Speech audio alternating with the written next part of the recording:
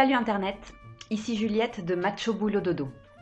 Dans la vidéo d'aujourd'hui, je vais te parler d'une série qui est un vrai coup de cœur pour moi, que j'adore, qui s'appelle Crazy Ex-Girlfriend.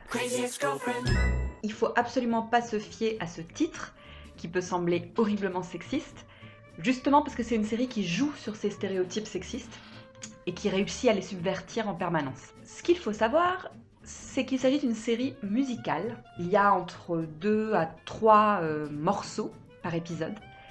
C'est pas du tout une série à la Glee, ce ne sont pas des reprises, c'est simplement des morceaux qui illustrent l'état d'esprit d'un personnage à un moment donné. I'm just a girl in love. Ça se passe dans la tête du personnage, donc c'est complètement délirant.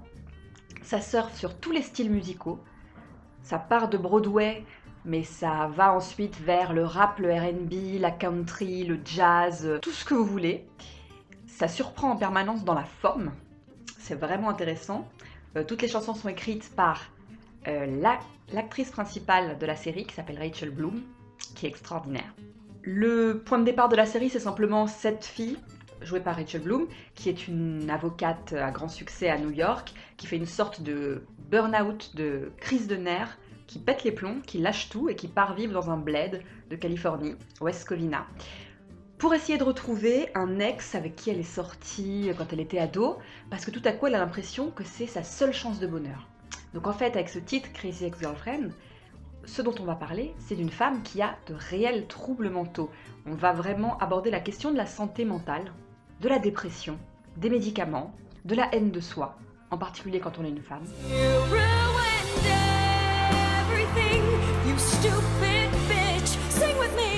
Donc ça va être assez surprenant au fur et à mesure quand on va se rendre compte de la profondeur des thèmes abordés, sous une apparence loufoque, joyeuse. Il y a un très bon casting, varié, avec de la diversité.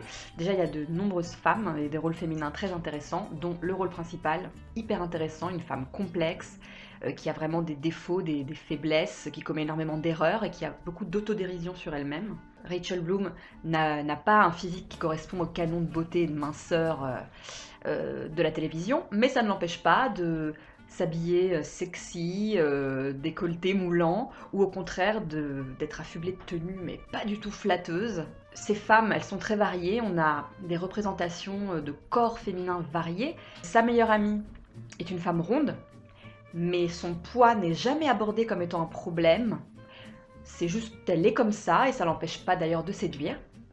Le principal rôle masculin est joué par un asiatique d'origine philippine. Il y a des personnages homosexuels, des personnages bisexuels. Donc bref, on a toutes sortes de personnages qui sont représentés.